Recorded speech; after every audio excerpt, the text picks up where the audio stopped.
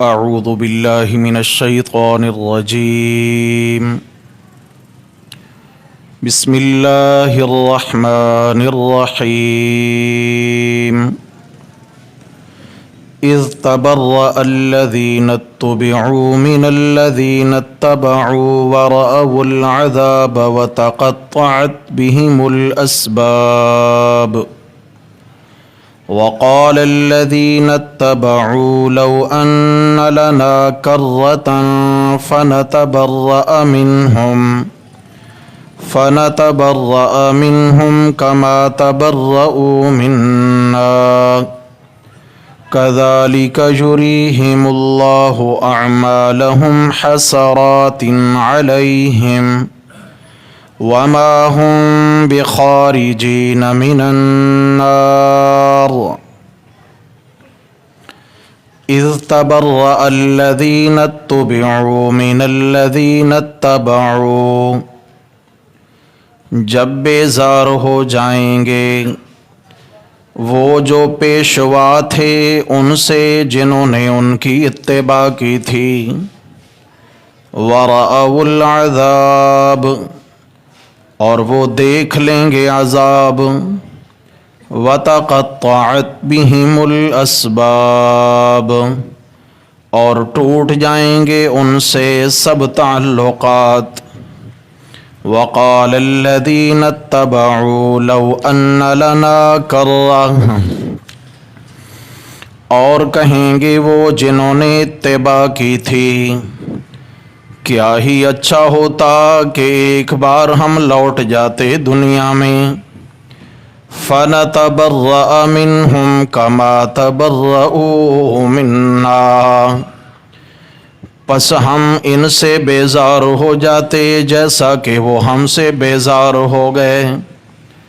كَذَلِكَ يُرِيهِمُ اللَّهُ أَعْمَالَهُمْ حَسَرَاتٍ عَلَيْهِمْ، اسی طرح اللہ ان کو دکھلائے گا ان کے اعمال ان کو حسرت دلانے کے لیے. وَمَا هُمْ بِخَارِجِينَ مِنَ النَّارِ، اور وہ ہرگز نکلنے والے نہ ہوں گے آگ سے. صدق اللہ، ومن اصدق من اللہ قیلا. اللہم صل علی سیدنا ومولانا محمد وعلی آل سیدنا ومولانا محمد وبارک وسلم علیہ. گرامی قدر سامعین حضرات محترم، درس قرآن مجید کے سلسلہ میں دوسرا پارہ سورۃ البقرہ اور اس کی آیت نمبر 166 اور آیت نمبر 167 آج پھر ہمارے سبق میں شامل ہیں. گزشتہ 2 دنوں کا سبق بھی انہی آیات مقدسات کی روشنی میں ہم پڑھ چکے ہیں. اس سبق سے جو پچھلا سبق ہم نے پڑھا اس میں اللہ جل جلالہ نے شرک اور ایمان کا معیار بیان فرمایا تھا. فرمایا ایمان کا معیار تو یہ ہے والذین آمنوا اشد حبا للہ، کہ مومنین کے ہاں سب سے زیادہ جو قابل محبت ہستی ہے وہ اللہ کی ہستی. اشد، ایمان والے اللہ کی محبت میں انتہا پسند ہوا کرتے ہیں. لیکن جہاں تک اہل کفر کی بات ہے، اہل شرک کی بات ہے، تو وَمِنَ النَّاسِ مَن يَتَّخِذُ مِن دُونِ اللَّهِ أَندَادًا، لوگوں میں بعض ایسے لوگ ہیں جنہوں نے اللہ کے لیے کئی شریک مقرر کر رکھے ہیں. اور شریک مقرر کرنے کا رنگ اور انداز یہ ہے یحبونہم کحب اللہ، کہ وہ ان سے غیر اللہ سے وہ والی محبت رکھتے ہیں جو حق ہے محبت اللہ کا۔ عرض کیا تھا کہ اللہ کے لیے محبت اور چیز ہے، رسول اللہ صلی اللہ علیہ وسلم کی محبت کا رنگ اور ہے، اولیاء کرام بزرگان ملت اور بزرگان دین کی محبت کا رنگ اور ہے، والدین کی محبت کا رنگ اور ہے، بہن بھائی اور بیوی بچوں کی محبت کا رنگ اور ہے۔ ایک محبت کو دوسرے کی محبت کا رنگ دے دینا یہ بے اعتدالی ہے، اور یہیں سے فساد شروع ہوتا ہے۔ اللہ کی محبت یہ ہے کہ اللہ رب العزت کو اس کی ذات میں، اس کی صفات میں، اس کی عبادات میں، اس کے اختیارات میں وحدہ لا شریک جانا جائے، اور اللہ رب العزت ہی کو معبود برحق مان کر اس کو حاجت روا، مشکل کشا، نفع نقصان کا مالک، زندگی موت کا صاحب اختیار مانا جائے، اور اس کی کسی بھی صفت میں غیر اللہ کو شریک نہ مانا جائے۔ یہ اللہ کے لیے کیا ہے؟ محبت، یہ معیار ہے اللہ کی محبت کا۔ حضرات انبیاء کرام علیہم الصلاۃ والتسلیمات اور آقا دو جہاں صلی اللہ علیہ وسلم کی محبت کا یہ معیار ہے کہ آپ صلی اللہ علیہ وسلم کو اللہ کا بندہ اور اللہ کا رسول مانا جائے، آپ صلی اللہ علیہ وسلم کو خاتم النبیین مانا جائے، اور آپ صلی اللہ علیہ وسلم کو مطاع مانا جائے۔ مطاع یعنی آپ صلی اللہ علیہ وسلم کے ایک ایک طریقہ پر چل کر زندگی گزاری جائے۔ یہ آپ علیہ السلام کی محبت کا معیار ہے۔ صحیح بخاری شریف میں امام بخاری رحمہ اللہ نے ایک حدیث نقل فرمائی ہے کہ رسول اللہ صلی اللہ علیہ وسلم نے اپنی محبت کا معیار بیان فرما دیا۔ فرمایا من احبنی فقد اطاعنی ومن اطاعنی کان معی فی الجنہ، کہ جو مجھ سے سچی محبت رکھے گا وہ میرا پیروکار ہوگا، وہ میری اطاعت کرے گا، اور جس نے میری اطاعت کی وہ دن قیامت کے میرے ساتھ جنت میں داخل ہوگا۔ یہ آپ صلی اللہ علیہ وسلم کی محبت کا معیار۔ اولیاء کرام بزرگان دین اور اکابرین امت کی محبت کا معیار یہ ہے کہ ان سے اللہ اور اس کے نبی کا دین سیکھ کر اس کے مطابق زندگی گزاری جائے، ان کو دین کے سیکھنے میں مقتدا اور پیشوا مانا جائے۔ فَاسْأَلُوا أَهْلَ الذِّكْرِ إِن كُنتُمْ لَا تَعْلَمُونَ، قرآن مجید کی بھی یہی دعوت ہے، اگر تم خود نہیں جانتے ہو تو اہل علم سے پوچھ کر چلو۔ اس لیے ہم نے نماز میں دعا مانگی صراط الذین انعمت علیہم، ہمیں چلائیے ان لوگوں کے راستہ پر جن پر تو نے انعام فرمایا، یعنی بزرگان دین اور امت کے اسلاف نیکوکار ہستیوں کے متعلق محبت کا معیار ہے ان سے دین سیکھ کر دین کے معاملہ میں ان کو اپنا بڑا مانا جائے، یہ ان کی محبت ہے۔ بے راروی اور بے اعتدالی یہ ہے کہ اللہ کی محبت یعنی اللہ کی صفات کو انبیاء کرام میں مانا جائے، اور انبیاء کرام کی صفات کو غیر انبیاء میں مانا جائے۔ اللہ معبود ہیں اور کسی پیغمبر کریم کو اگر معبود مان لیا تو یہ اللہ کی محبت میں کیا ہو گئی؟ بے اعتدالی ہو گئی۔ آپ صلی اللہ علیہ وسلم خاتم النبیین ہیں، اور آپ صلی اللہ علیہ وسلم کی اس صفت کے بعد بھی اگر کسی کو منصب نبوت پہ فائز مانا جائے تو یہ اللہ کے نبی کی محبت میں خیانت ہوگی، یہ اللہ کی نبوت، اللہ کے محبوب نبی صلی اللہ علیہ وسلم کی محبت میں بے اعتدالی ہوگی۔ تو حضرات محترم، قرآن مقدس نے یہاں پر یہی معیار بیان فرما کر اگلی آیت کے اندر ان پیشوایان امت کا حال بیان کیا جنہوں نے कुरान और सुन्नत की राह से लोगों को हटाकर अपने मिजाज की राह पे डाला, अपनी तबीयत का दीन दिया लोगों को और सिरात मुस्तकीम से हटाकर उनको चलाया। कुरान और सुन्नत में उनकी रहनुमाई न की। ऐसे पेशवायान उम्मत, ऐसे बुजुर्ग, ऐसे बड़े, चाहे वो दीनी एतबार से बड़े हों, चाहे वो दुनियावी और सियासी एतबार से बड़े हों, कुरान मजीद इन लोगों का हाल बयान करके बताता है कि इनका दिन क़यामत के क्या हाल होना है और इनके इत्तिबा करने वाले तबके का क्या हाल होना है। पिछले 2 असबाक में भी हम तफसील से कई आयात बय्यनात पढ़ चुके हैं। तो यहाँ क्या फरमाया, इज़ तबर्रा अल्लज़ीना तुबिउ मिनल्लज़ीना तबउ, फरमाया कि जब बेजार हो जाएंगे पेशवा लोग, किनसे? उनसे जो उनके मुक्तदी थे, उनके पैरोकार थे।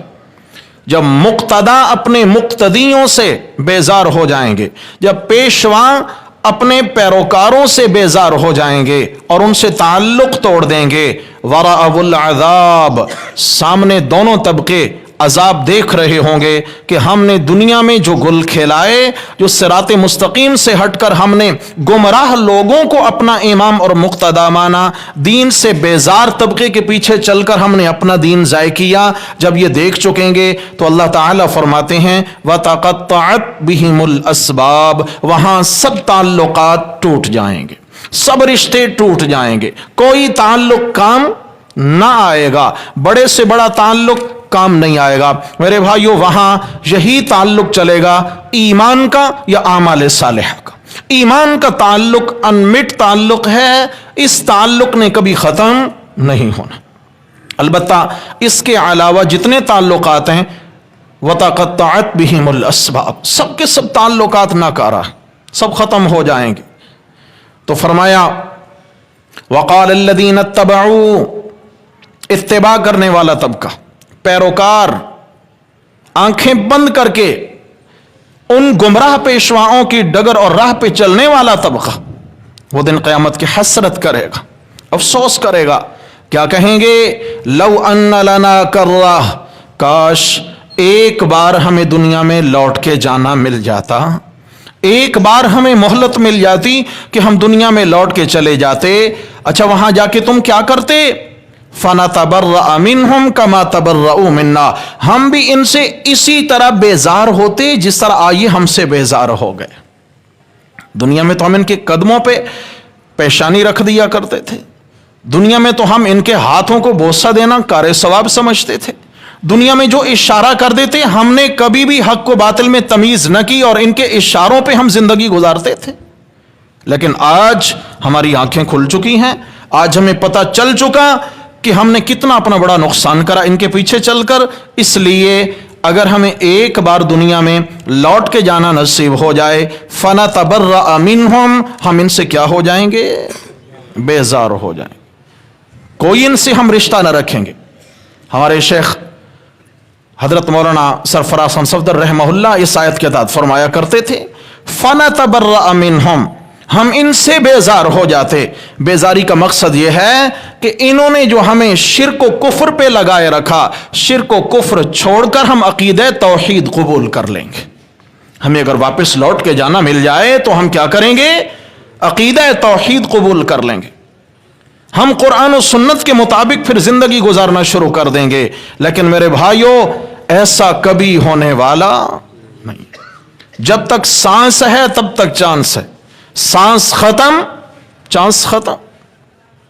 इसलिए जब तक इंसान को मौत के फरिश्ते दिखाई नहीं दे जाते, जब तक इसको सकरात शुरू नहीं हो जाती, तब तक तो मौत नहीं आई, तब तक अल्लाह ने तौबा का दरवाजा भी खुला रखा है। और जब मौत के फरिश्ते दिखाई दे जाएंगे तो उसके बाद की तौबा कबूल, इसलिए कि यह ईमान बिल गैब नहीं है। अल्लाह को बंदों से ईमान बिल गैब चाहिए, बिन देखे अल्लाह पर, उसके नबियों पर, उसके फरिश्तों पर, जन्नत पर, जहन्नम पर, पुलसरात पर, आलम बरज़ख पर, कब्र के हालात पर ईमान रखें। अल्लाह को ये चाहिए अपने बंदों से। तो चुनाचे عرض کیا کریں گے کہ ہمیں ایک بار دنیا میں لوٹ کے جانا نصیب ہو جائے تو جنہوں نے ہمیں گمراہ کیا ہم ان سے تعلق توڑ دیں گے. صرف تعلق توڑیں گے نہیں. آج کا ہمارا سبق اور اس کی جو تائید ہے وہ ہے 24واں پارہ اور سورت کا نام سورہ حامیم السجدہ. 24واں پارہ سورہ حامیم السجدہ. یہاں اللہ تبارک و تعالی نے ان کا حال بیان فرمایا ہے. یہ سورہ حامیم السجدہ کی آیت نمبر 26 سے القرآن یفسر بعضہ بعضا. قرآن مجید اپنے بعض مقامات کی خود تفسیر بیان کرتا ہے، خود تشریح کرتا ہے، بات کو کھول دیتا ہے. کہیں اجمال ہے، کہیں تفصیل ہے، کہیں اشارہ ہے، کہیں بالکل ظاہر بات. تو یہاں پر اللہ تبارک و تعالی نے حال بیان کیا ان کا. اعوذ باللہ من الشیطان الرجیم وقال الذین کفروا لا تسمعوا لهذا القرآن. کافروں نے کہا لا تسمعوا لهذا القرآن. کافروں کی پہچان فرمایا کافروں نے کہا کہ اس قرآن کو مت سنو. کیا کرو؟ لہذا القرآن. کتنے پاروں کا قرآن بھائی؟ یہ جو قرآن ہے یہ اس قرآن کی بات. اس قرآن کو مت سنو. کیوں؟ جب قرآن سنا تو پھر حقیقت آشکارا ہو جائے گی. پھر یہ جھوٹے قصے، کہانیاں، جھوٹی کرامات، لوگوں کو گھیرنا، یہ گھیرا گھیری سب ختم ہو جائے گی. کیونکہ قرآن مجید تو حقیقت دکھاتا ہے. لا تسمعوا لهذا القرآن. کافروں نے کہا کہ اس قرآن کو مت سنو. والغوا فیہ. اور اگر کوئی سنانے لگے تو اس کے سنانے میں شور مچاؤ، غالب رہو گے، شور مچاؤ. شیخ صاحب فرماتے تھے یہاں والغوا فیہ ہے. حضرت شیخ الہند رحم اللہ نے مانا کیا قرآن مت سنو، یہ قرآن مت سنو، کوئی سنانے لگے تو اس میں بک بک شروع کر دو. حضرت شیخ الہند رحم اللہ کا مانا اس میں کیا کرو؟ شیخ صاحب فرماتے تھے بک بک کا مانا حضرت شیخ الہند نے کیوں کیا؟ اس کا مطلب یہ ہے قرآن کے حقائق جب سنانے لگیں تو اس کے مقابلے میں اپنی گمراہ کن تعویلیں شروع کر دو. بک بک کا یہ مطلب ہے گمراہ کن تعویلیں کرو تاکہ یہ قرآن امت کے لیے جہاں ہدایت ہے اس قرآن کی ہدایت کی بات پہ پردے پڑ جائیں اور لوگوں پر حق و باطل خلط ملط ہو جائے. والغوا فیہ. کفار کی محنت کیا ہے؟ قرآن کی آواز کو دبایا جائے. بولو بھائی کیا محنت ہے؟ ہاں کفار کی یہ محنت ہے کہ قرآن کی آواز کو دبایا جائے. قرآن کی آواز کو دبایا جائے. آج یہود سب سے زیادہ جو محنت کر رہے ہیں وہ علماء کے طبقے کو بدنام کرنے کی کوشش ہے. یہود و نصارہ کے ہاں اس وقت جو تحریک ہے، عالمی تحریک ہے، علماء کے طبقے کو بدنام کیا جائے، علماء سے لوگوں کا تعلق توڑا جائے، علماء سے پبلک کو دور کیا جائے. کیوں؟ جب علماء سے کٹ جائیں گے تو قرآن کون سمجھائے گا؟ آٹومیٹیکلی قرآن سے بھی تعلق ختم. اور جب قرآن سمجھ میں نہ آیا تو جہاد کی آیتیں سمجھ میں آئیں گی؟ بولو بھائی کافر کو ڈر ہے کسی اور بات سے؟ کوئی نہیں. اس سے میرے بھائیوں علماء کرام مشن انبیاء کے وارث ہیں. علماء سے جڑ کر زندگی گزاری جائے، جڑ کے زندگی گزاری جائے. تو اس لیے کہ علماء حق ہمارے ایمان کے پہرے دار ہیں. جہاں پہ ہاتھ پاؤں بھولنے لگے گا، جہاں پہ حق و باطل میں اشتباہ پیدا ہونے لگے گا تو لازمی بات ہے اس اشتباہ کو دور کس نے کرنا ہے؟ علماء نے کرنا. اللہ تعالیٰ سلامت رکھے. اللہ تعالیٰ اس دین کی حفاظت قیامت تک علماء امت سے لیتے رہے. چنانچہ عرض یہ کر رہا تھا کہ کافر کی یہ محنت ہے کہ اس قرآن کی آواز کو دبا دیا جائے. والغوا فیہ. اور اس کے مد مقابل گمراہ کن تعویلات پیش کی جائیں، گمراہ کن تجزیے پیش کیے جائیں. لعلکم تغلبون. تاکہ تمہارا غلبہ ہو. اللہ تبارک و تعالی نے سزا بیان کی ہے ایسے لوگوں کی جن کا مشن قرآن کے خلاف ہے. فَلَنُذِيقَنَّ الَّذِينَ كَفَرُوا عَذَابًا شَدِيدًا. پس البتہ ضرور بضرور ہم چکھائیں گے ان کافر لوگوں کو سخت ترین عذاب. کیسا عذاب؟ سخت ترین عذاب ان کو چکھائیں گے. وَلَنَجْزِيَنَّهُمْ أَسْوَأَ الَّذِي كَانُوا يَعْمَلُونَ. اور البتہ ضرور بضرور ہم سزا دیں گے ان کو کس کی؟ اسوا سب سے برے کام کی، سب سے برے کام کی ان کو سزا دیں گے۔ الذی کانوا یعملون، جو وہ کرتے تھے۔ سب سے برا کام کیا ہے بھائی؟ بولو، شرک ہے۔ الکبائر الاشراک باللہ، تمام گناہوں میں سب سے بڑا گناہ اللہ کے ساتھ شرک کرنا۔ اسوا، سب سے بڑے گناہ کی ان کو سزا ملے گی۔ اللہ اکبر، ذالک جزاء اعداء اللہ النار، فرمایا یہی سزا ہے اللہ کے دشمنوں کی، یعنی آگ، جہنم کی آگ یہ اللہ کے دشمنوں کی سزا ہے۔ اللہ اکبر، جزاء بما کانوا بآیاتنا یجحدون، یہ سزا ہے اس گناہ کی جو وہ ہماری آیات کا انکار کیا کرتے تھے۔ گناہ کیا ہے؟ قرآن کا انکار، قرآن کے مسئلے کا انکار، قرآن کے عقائد کا انکار، قرآن کی دعوت کا انکار، قرآن کی آواز کو دبانے والا گناہ، فرمایا اس کی سزا دیں گے۔ اچھا جی، قیامت کا جب میدان ہوگا، جن لوگوں نے قرآن کا انکار کر کے، قرآن سے تعلق توڑ کر، قرآن کی دعوت کو ٹھکرا کر کفر کی حالت میں زندگی گزاری، موت واقع ہو گئی، حشر کے میدان میں حال بیان ہوا۔ سنیے جی، وقال الذین کفروا، وہ جنہوں نے کہا تھا ہمیں ایک بار دنیا میں لوٹ کے جانا نصیب ہو جائے تو دنیا میں بیزار ہو جائیں گے، لیکن سرے دست جب واپس کوئی نہیں جا رہے تو آخرت میں کیا کریں گے جی؟ فرمایا وقال الذین کفروا، اور کہیں گے کافر لوگ، ربنا ارنا الذین اضلانا من الجن والانس، اے ہمارے پروردگار، ارنا الذین، ہمیں دکھلائیے وہ دونوں طبقے، ارنا الذین، ہمارے سامنے لائیے ان دونوں طبقوں کو، اضلانا، جنہوں نے ہمیں گمراہ کیا تھا۔ گمراہ ہونے والے لوگ یعنی مریدین اور پیروکار دن قیامت کے اللہ کے حضور ایک درخواست دائر کریں گے، مولا آج ان دونوں طبقوں کو، دونوں جماعتوں کو ہمارے سامنے لائیے جنہوں نے ہمیں گمراہ کیا تھا۔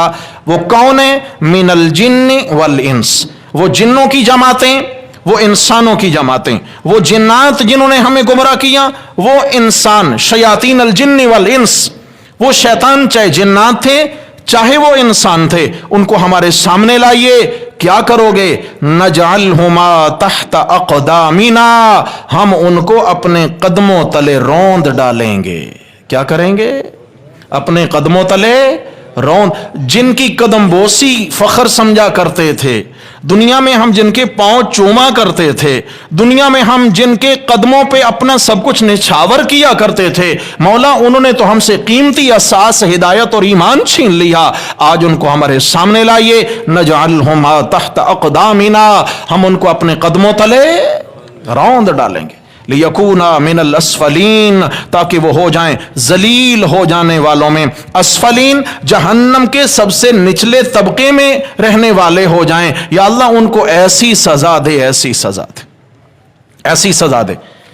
اور یہاں پہ یہ 22واں پارہ اور سورت کا نام ہے جی سورت الاحزاب۔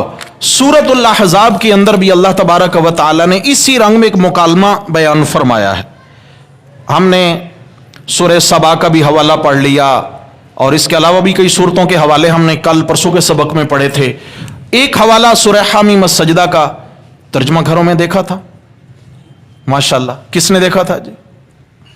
بس یہ کیا بات ہوئی؟ ہم یہاں پڑھتے ہیں، اس کا مطلب یہ نہیں ہوتا ہے کہ بس سنی اور دامن جھٹک کے یہیں سے چلے گئے۔ میرے بھائیوں، ایک ایک چیز جو ہوتی ہے نا، اس کو لیا جاتا ہے تاکہ ہمارا تعلق ایمان سے مضبوط ہو جائے، ہمارے ایمان کو بڑے سے بڑا فتنہ بھی ڈگمگا نہ سکے۔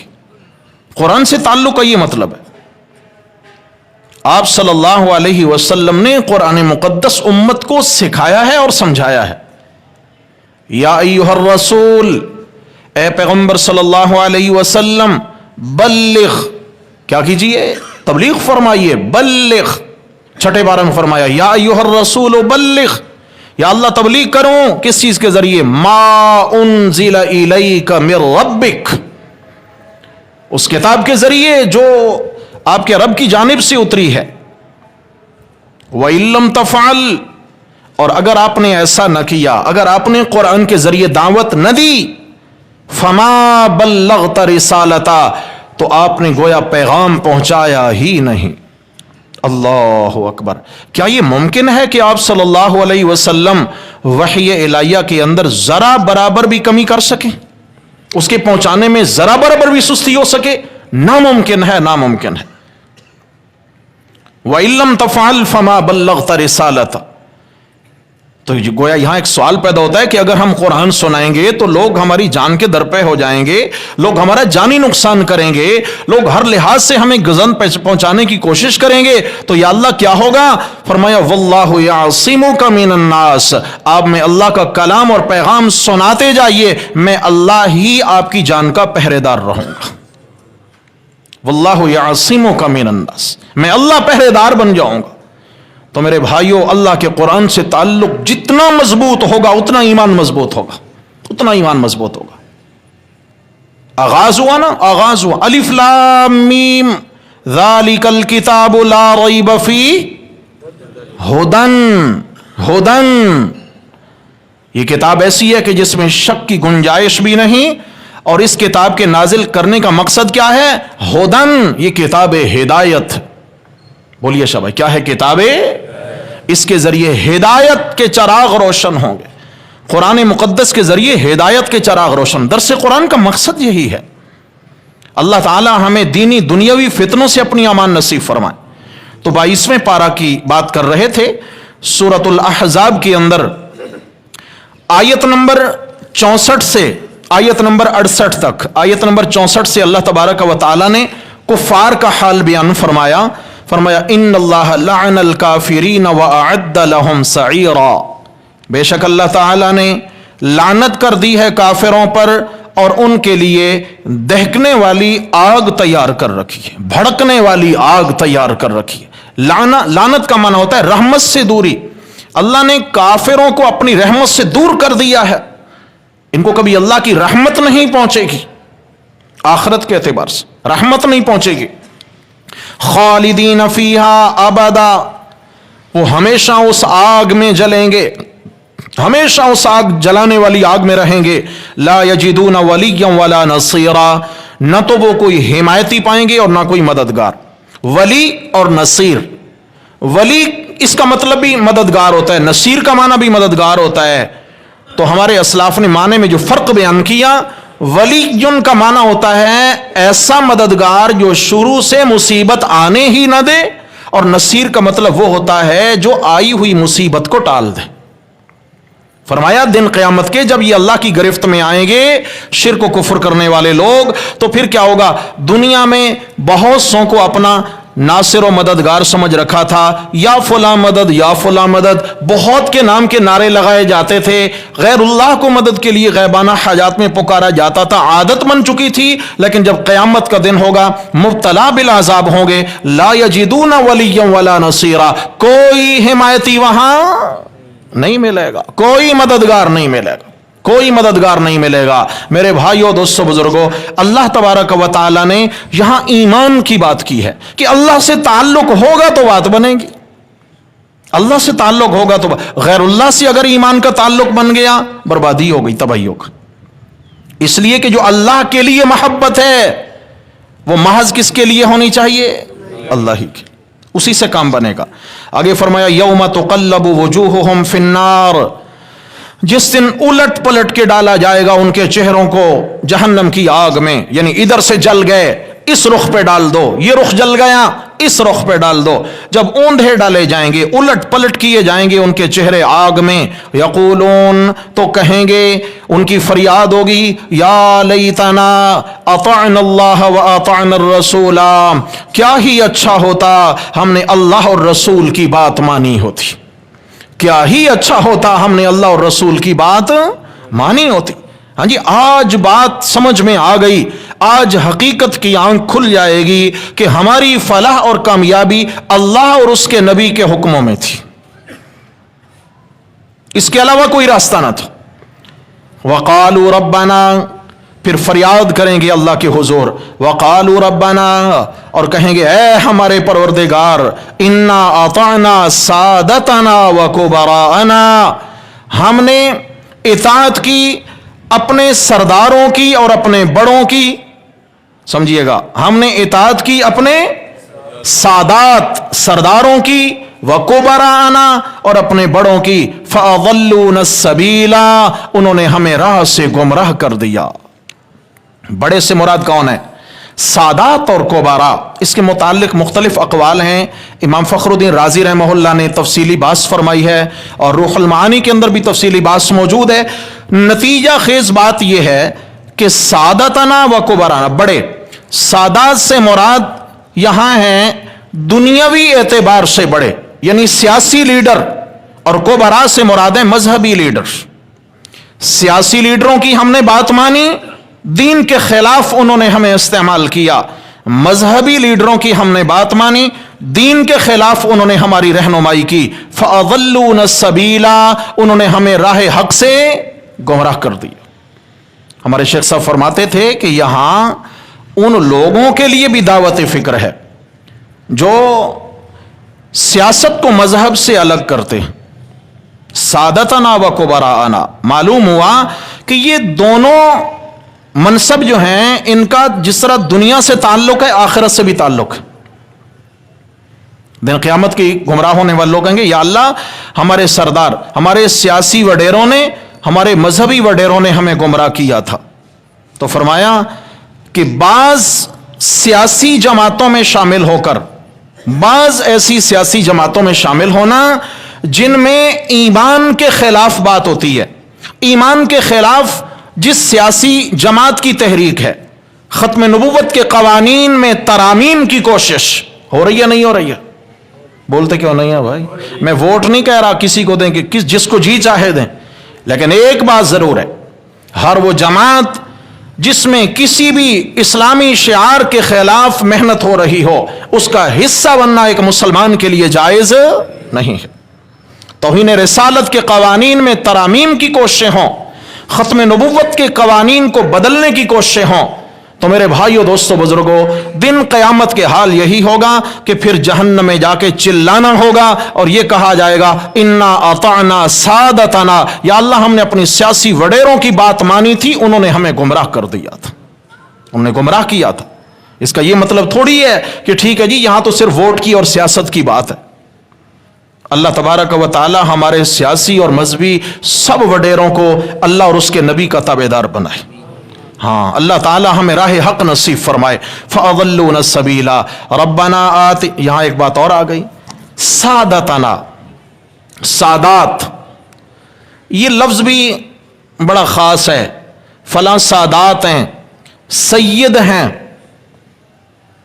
تو ہمارے ہاں تصور یہ دیا جاتا ہے کہ سادات صرف آل رسول کو کہا جاتا ہے، ہمارے ہاں تصور یہ ہے کہ آپ صلی اللہ علیہ وسلم کی آل و اولاد کو ہی سادات کہا جاتا ہے، جبکہ یہ بات نہیں ہے۔ ہم کہہ نہیں دیتے سیدنا بلال رضی اللہ تعالیٰ عنہ ہمارے سردار، سید کا معنی سردار، سیدنا ہمارے سردار حضرت بلال رضی اللہ عنہ نے فرمایا حضرت بلال رضی اللہ عنہ نبی علیہ السلام کے خاندان سے ہیں؟ بولو بھائی، نہیں ہے۔ ایسے ہی قرآن مجید نے یہاں تو مومنین سے ہٹ کر کفار اور گمراہوں کے لیے بھی سادات کا لفظ استعمال کیا ہے۔ جو کفر میں سردار ہیں، جو کفار کے سردار ہیں، ان کو بھی سادات کہا ہے۔ البتہ آپ صلی اللہ علیہ وسلم نے حضرت حسن ابن علی رضی اللہ تعالی عنہ کو کے متعلق ایک دن فرمایا تھا ان ابنی ھذا سید، صحیحین کی روایت ہے، ان ابنی ھذا سید، یہ میرا بیٹا سردار بنے گا۔ کیا بنے گا؟ تو حضرت حسین رضی اللہ عنہ کے بارے تو نہیں فرمایا تھا، تو یہ قاعدہ اور کلیہ تو یہاں ٹوٹ گیا پھر۔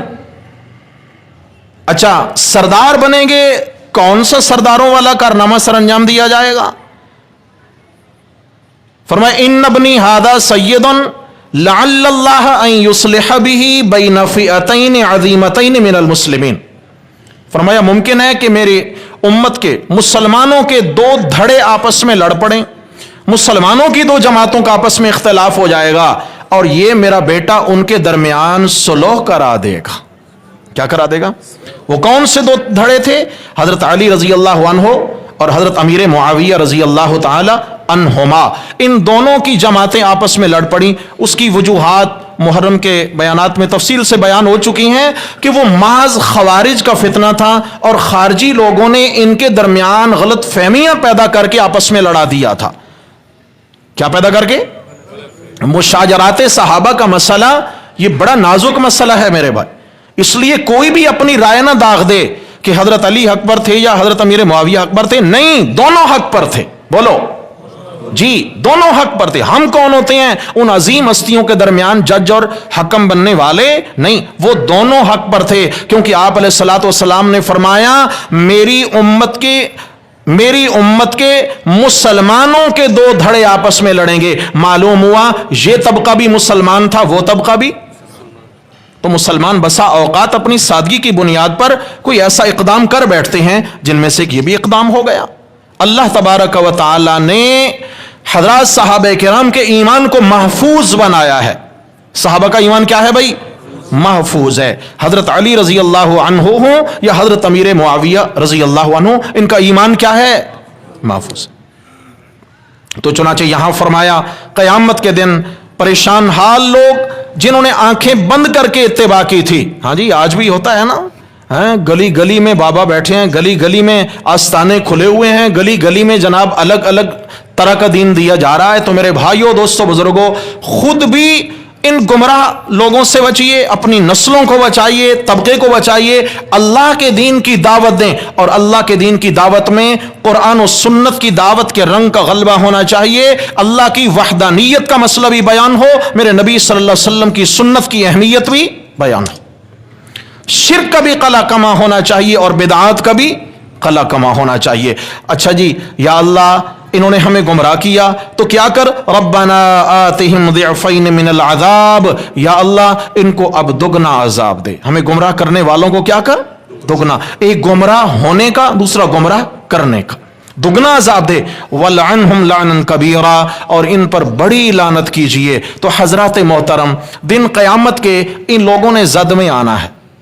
10ویں پارے میں اگر موقع ملے نا، سورہ توبہ کی ایک آیت کا ترجمہ دیکھ لینا، آیت نمبر 31 ہے غالباً. اللہ تبارک و تعالی فرماتے ہیں اتخذوا احبارهم ورهبانهم اربابا من دون اللہ. یہود و نصارہ کا قصور یہ تھا کہ انہوں نے اپنے علماء اور گدی نشینان پیر طبقے کو اللہ کے سوا رب بنا لیا تھا. کیا بنا لیا؟ اربابا، رب کی جمع ارباب، رب بنا لیا.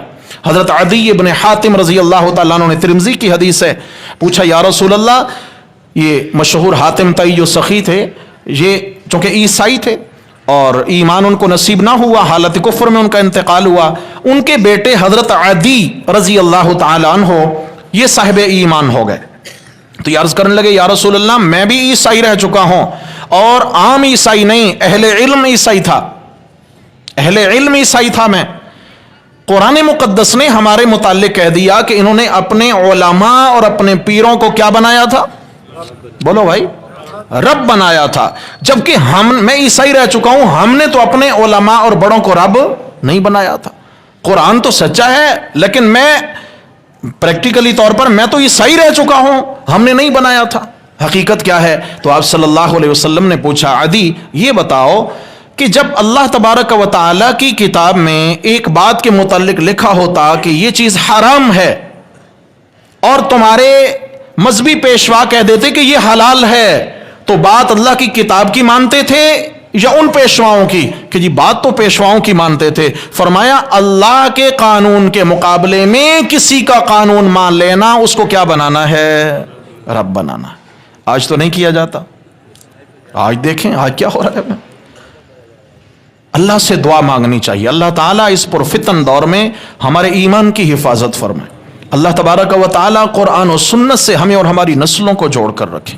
تو میرے بھائیو، دوستو، بزرگوں، قرآن مجید میں سورۃ البقرہ کے اندر اس آیت کریمہ کے اندر اسی بات کی دعوت دی گئی ہے کہ قیامت کے دن وہ لوگ پچھتائیں گے جنہوں نے اللہ کا حق مخلوق میں بانٹا ہے.